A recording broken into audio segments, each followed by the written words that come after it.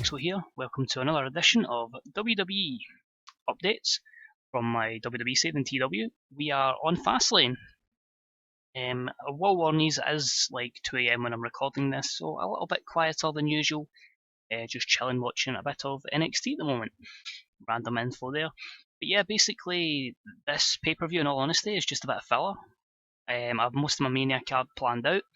As you may have seen back on Twitter a couple of weeks ago, just as I was preparing to book this, I kind of forgot to give Cesaro any WrestleMania plans post this show, but he is now into some plans. Looking forward to doing something good with him there. Hopefully, he can produce a Match of the Year candidate. So, a good show here. Initially, I was going to do a Beast and Knees special at the end of this month. I'm going to leave it to the start of March, basically just so I can book through the rest of the month tonight and see how we're doing financially.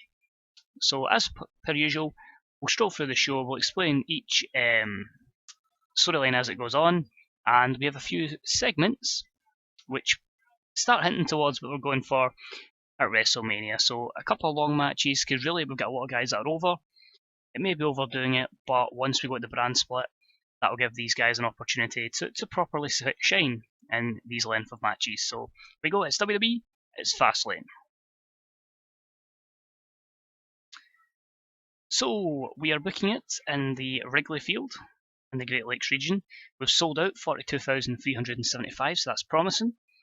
Our opening contest was a decent match, which saw Gallows and Anderson defeat the New Day, Harper and Rowan, and the Detroit Machine Guns in 13 minutes and 56 when Luke Gallows defeated Xavier Woods by pinfall with an inverted full Nelson bomb, giving Gallows and Anderson their first defence of the WWE Tag Team titles. So created a new matchup, took away the elimination aspect and just made it a straight one-fall match, which was ideal. A B82 is a pretty good opener. Kofi Kingston unfortunately not suited to his gimmick. Eric Rowan sustained a partially ruptured bicep tendon. That could be a massive problem for any future Wyatt family. Ideas, especially we did have a plan for them at WrestleMania.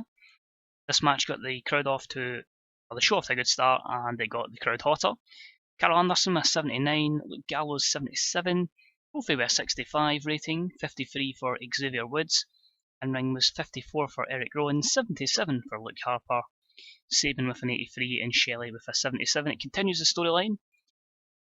Not totally sure we're going to do tag titles at WrestleMania, but I'm thinking probably bringing back either TLC or we're going to have a multi-man match similar to this but with different teams. Kofi Kingston improving technical and performance skills is good. Chris Sabin on Rumble. Luke Harper in technical and performance skills for Eric Rowan and Carl Anderson. Few negatives here, mostly inconsistency, poor gimmicks and poor momentum. But I think a lot of this will come down to the effect going forward of that injury to Eric Rowan. Cheers for that, Jamie Noble.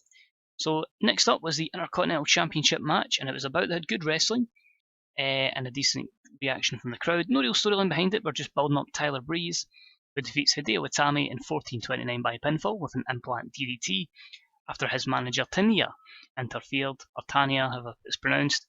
Tyler Breeze makes defence number 2 of the WWE Intercontinental Championship. So a B-75 is okay. We're still building up Tyler Breeze, so that's acceptable. You got the crowd hotter. Tyler Breeze with a 66, and Hideo Itami with a 76 performance. Both men improving performance skills is good. And the only negative was the inconsistency of Tyler Breeze, but he's over so far, and I'm pretty happy with that.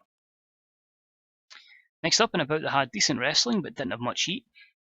We continued the storyline with Asuka and Paige, but Bayley had a few upset victories over Asuka, so we decided let's make it a triple threat. And Paige defeated Bayley and Asuka in 11:55 when Paige defeated Asuka by pinfall with a Rampage. Paige makes defense number 3 of the Women's Championship. This was a B-74. Very good for the Women's Division. Something big is planned for the Women's Division at WrestleMania, and there will be a lot more added to these three. Bayley getting a 65 in-ring performance, Paige with a 74, and Asuka with a 63. And that will probably end that storyline. All ladies improving their performance skills, so that's good to see as well. And the negatives here, the inconsistency of Paige, but the women's division is fairly coming on and getting to a good level. Next up, we've got a promo from John Cena, just basically hyping up his match with Big E. These two have been going at it for a good while, and now we have basically the blow-off match. This is a B plus 87, Cena working well without a script, and it continues their storyline.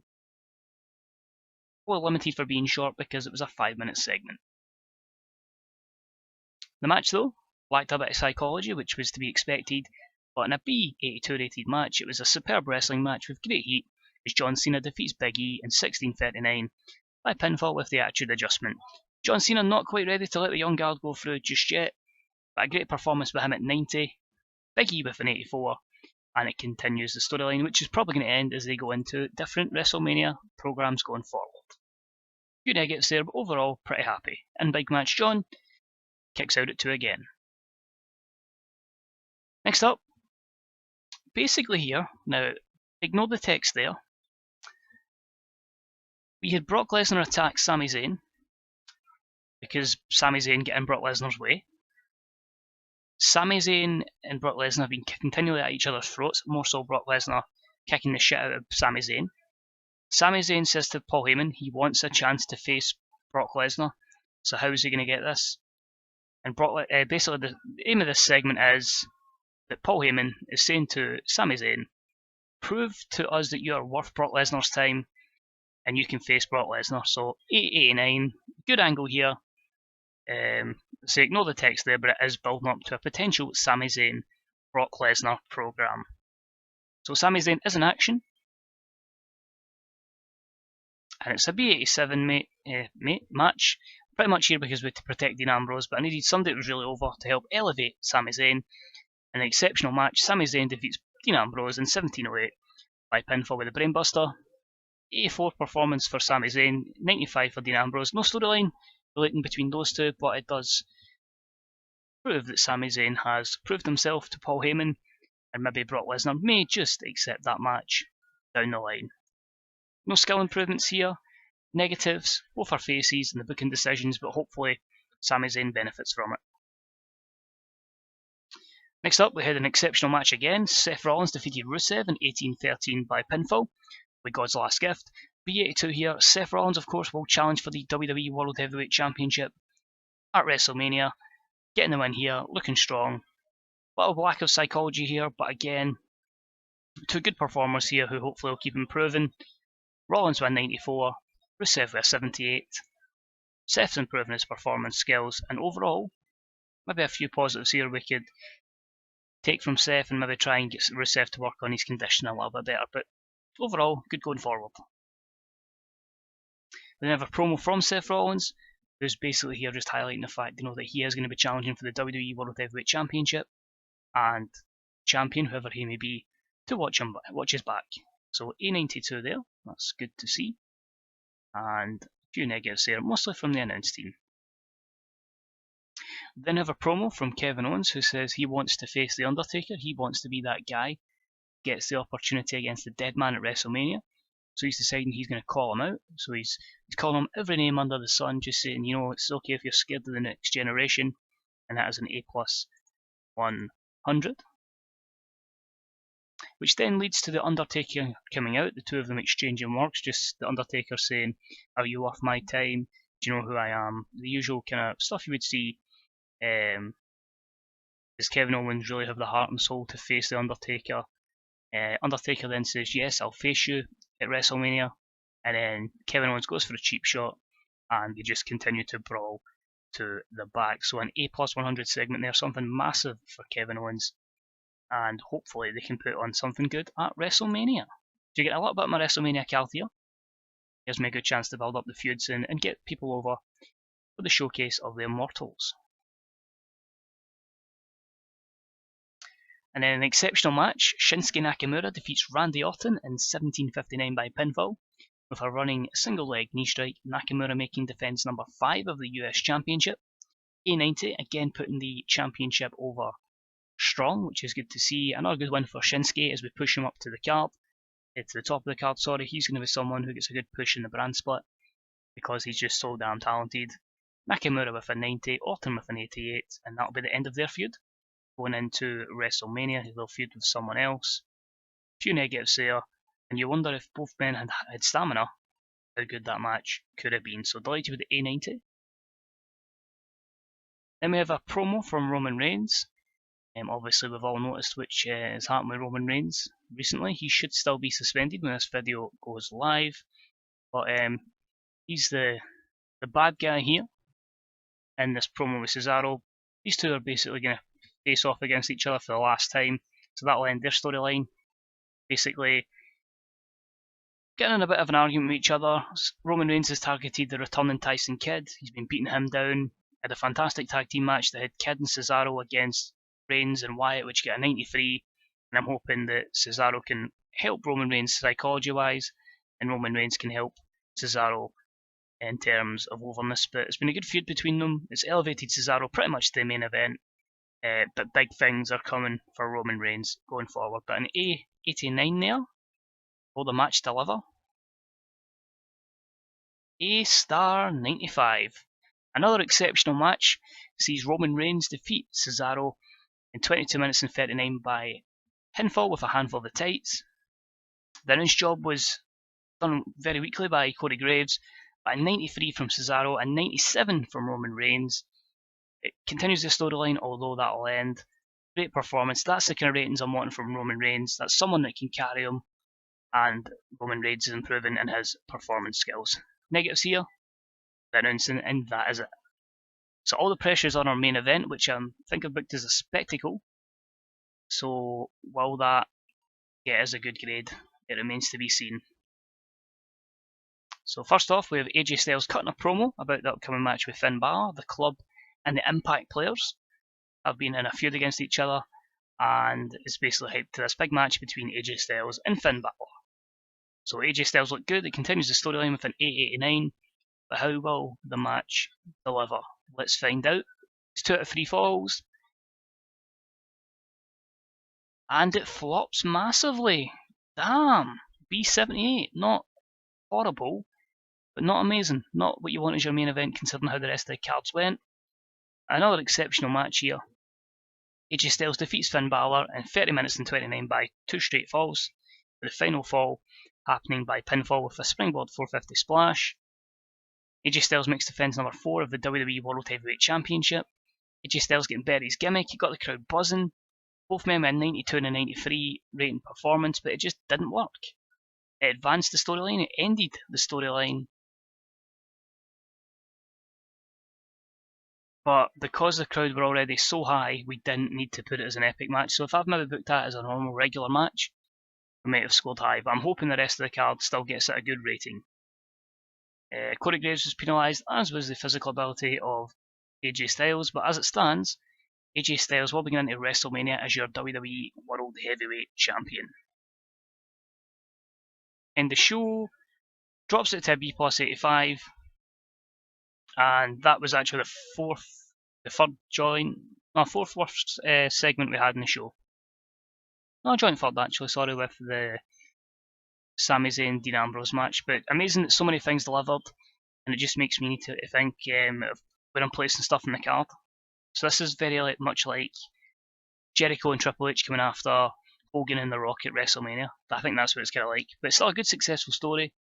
Good pay-per-view. We're getting people over. As I say, it looks like a clusterfuck of over guys at the moment, but once we start splitting it for pay-per-views, I think I'm going to do the same as WWE, pay-per-view every 2 weeks with the different brands, then I think we'll be certainly fine. But, 2 people are getting praised here.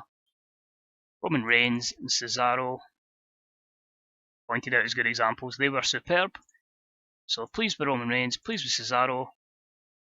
And yeah, I'm pretty happy with that. As I say, it could have been a lot better, but I'll take it and use it as another learning curve. So Atlantis is hurt. We get fantastic reviews for it, so if we had done that even better, would have been laughing. But still pretty good, I'm happy with that. Wild at the Weekend is on again with our female talents, so hopefully they can keep improving. A couple of guys want promoted to the main roster. I don't know if they're quite ready. I don't want to release them, so further like that we are getting to the brand split, so then it gives more people an opportunity, pushing people you might not have heard of, people you've seen for other series that I've done, and yeah, just hopefully some fresh faces in WWE. And 23 days, excellent, excellent. He'll be back for WrestleMania. Good stuff. Scarlett Bordeaux, how long is she out for? Because she is in women's development, 2 months, so she would miss. I think there's going to be some sort of NXT event running about WrestleMania as well. I'll need to double check what I've called it. But since Dana Sports were leaving, that's cool. Eric Rowan is injured. That's your drug tests. Up to 11.61, which is disappointing because that was us on pay-per-view in Australia as well. Now we're on main event there. So disappointing that only got an 11.61. But hopefully we can keep building that up, and hopefully WrestleMania is the biggest buy rate we'll do. So not a lot to add. We are still a national company because of limited is, so hopefully we just keep improving everywhere. Wait till we're at a steady level in most locations, then we'll go international. But keeping it like that for just now, just wait until we're kind of far ahead of the 71 level of importance. So delighted with that. Financially doing good. That'll drop at the end of the month. But we're in a good position. And as I say, we do have, as I say, it was going to be Beast in the East. Then I'm going to change that and make it week 1 of March. So that'll be the next video. It will be Beast in the East. And hopefully you'll join us for that on the road to WrestleMania, which I am probably going to change to 5 hours. It's not going to let me, god damn it. So 4 hours is the most we can do, that's cool.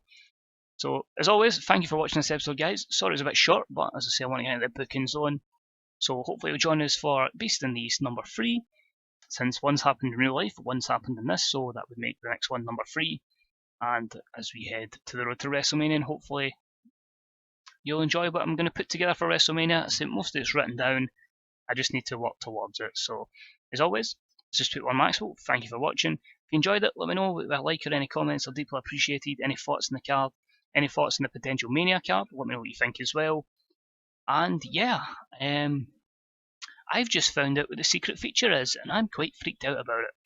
So, thank you for watching. If you don't know what the secret feature is, it's something. Check it out in the forums. That's all I'll say.